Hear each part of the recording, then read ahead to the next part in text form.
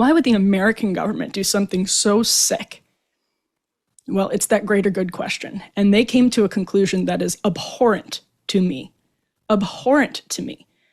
But if we don't understand it, then we don't understand the motivations that drive people to make decisions for national security that involve government secrets for the sake of the greater good. So I have no idea if this is what happened in the case of the Trump administration. I have my own personal theory, and I'll test out a hypothetical on you here without having reported this out myself. This is nothing from sources. It's purely a hypothetical. I think it's possible. I think it's plausible.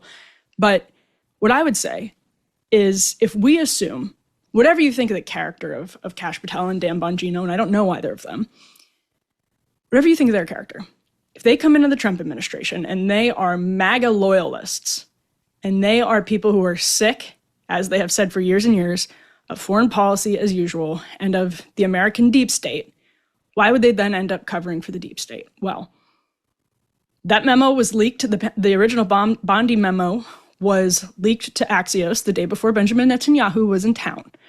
Benjamin Netanyahu was going to be touting intelligence. We know this because just a couple of days later, the New York Times published a story that was sourced to an Israeli official that said they determined not all of the enriched uranium had been destroyed in Iran.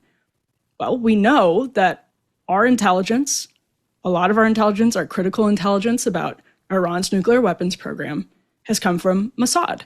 So say you are Dan Bongino and Kash Patel, and this is just me trying to fill in the possible details of a story here so that we can understand potentially where they're coming from.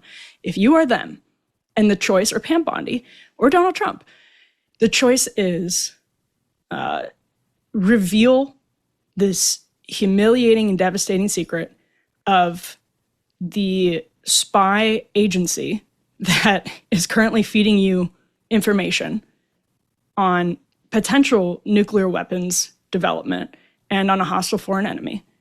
Or, keep trying to kick the can down the road. Keep trying to get away with just closing the files and moving it on. I don't know if that's the decision that they're making, but I know it's a decision that people in the intelligence community made over and over and over again. This is one of my greatest frustrations, as important as the retelling of the history is of intelligence officials, J. Edgar Hoover, especially Allen Dulles, all of these men, as important as it is to revisit their awful legacies,